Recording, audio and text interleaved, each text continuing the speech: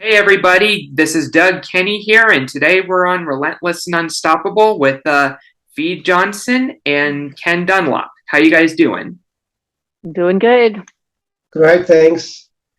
How have things been for you over in Australia, Ken?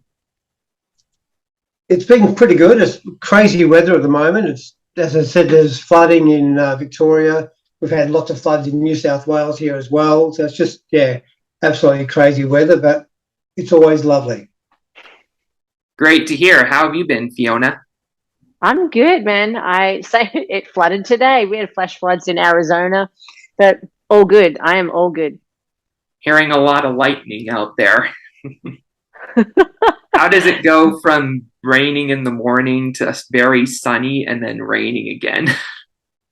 Four seasons in one day. It's kind of, I feel like it is like Australia here in Arizona, like going like four seasons in one day in Melbourne to here. That's that's how Sydney's become now, because Sydney used to be different from Melbourne, but now Yeah, Sydney, we can have four seasons. Yeah, it's crazy. that's awesome. So, the reason why we brought you two on tonight is to learn about your sexuality and your journeys with that. So, we'll start with you, Fee. Ladies first. Oh, ladies first. Okay, what do you want to know? So, what do you identify as? I think I'm a bit complex when it comes to this, because it depends on who I'm dating. I came from a place in my heart where it's like I didn't know I want to put a label on anything. I just thought you could love anyone. But I do prefer women, so I say I'm a lesbian or I'm gay. But I have dated men in the past, and I do enjoy men. It's just like I really like I date women. So it's I was bi, I guess I was bi there, but now like I'm dating a woman, so I class myself as gay or lesbian.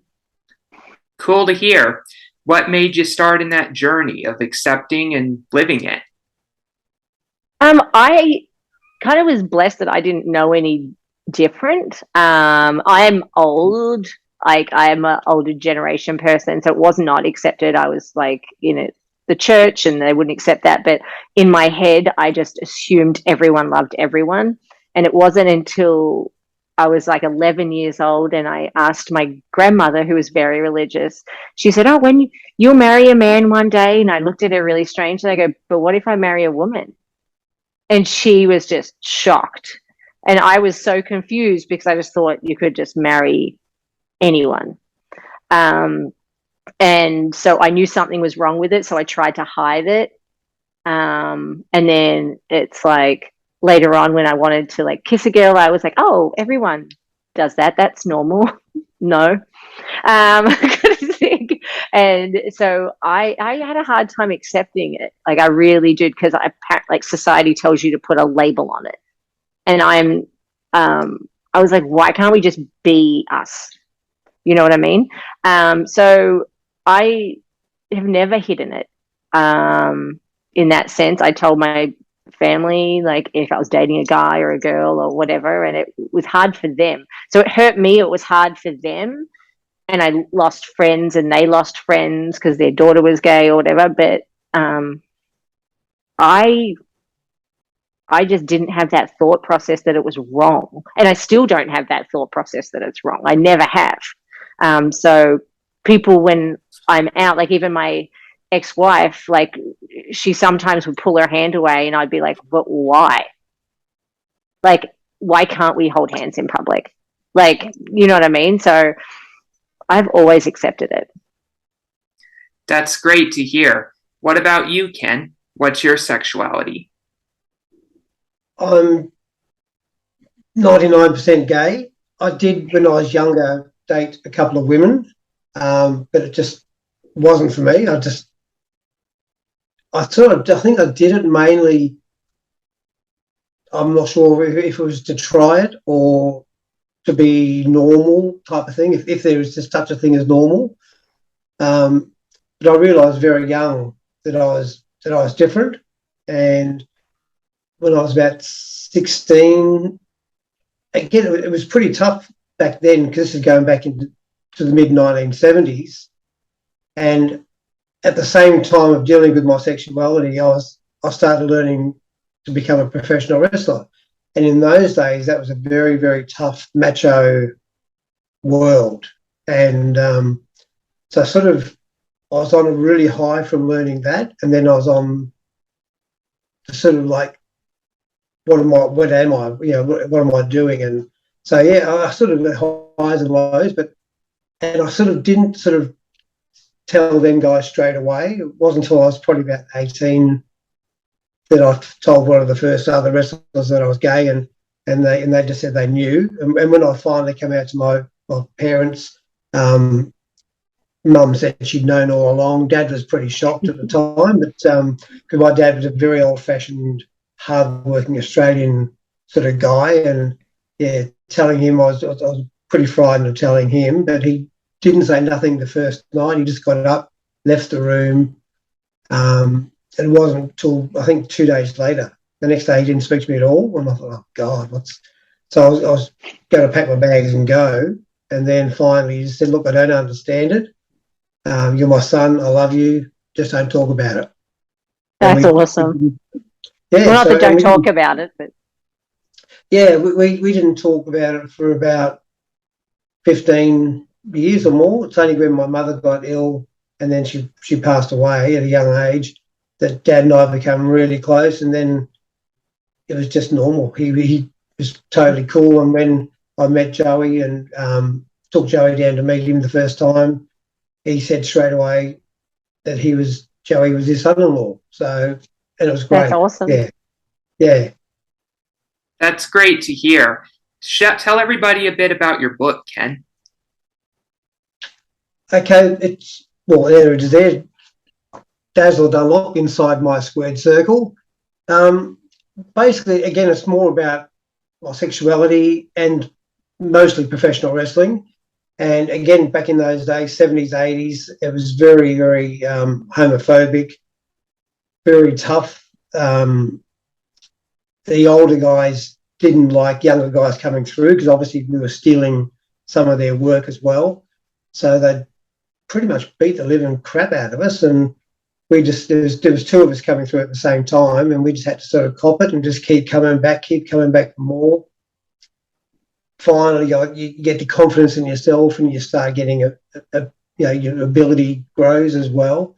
And again, dealing with my sexuality, I was becoming quite strong in my own mind. I was accepting everything, and yeah, it's just everything came to sort of together probably in my 23-year-old. That's when I sort of really came into myself properly. Okay. I read your book and learned a lot about it. Like, one thing that surprised me was when you mentioned your suicide attempt. You said that you were out cold for 3 days. Is that right? Yeah, it was just a really crazy time. I got home from work on a Friday night, and I just felt really, really, I don't know, everything built up. I was depressed. I took a handful of sleeping tablets, some alcohol, which is never a good mix. And I lived near Bondi Beach at the time. And so I went down there, and there was an area there with real sharp rocks. And that was, unfortunately, a few murders that happened there, gang murders at the time as well, and a few suicides. And I sort of got to the edge, and I was planning on jumping and landing on the rocks. And lucky enough, some jogger just coming past, I don't remember much about it, because I was crying at the time as well, grabbed my arm, took me to a park bench. I remember we sat down, and then I just remember waking up in bed. And I don't know how I got there. I don't know anything. And I thought it was Saturday morning. So I walked to the local news agency on the corner, and it was Monday. And I Oh, just, wow. yeah, I was really, really shocked. And I looked at the paper, and I said to the guy, I said, "What day is it?" He said, "Monday."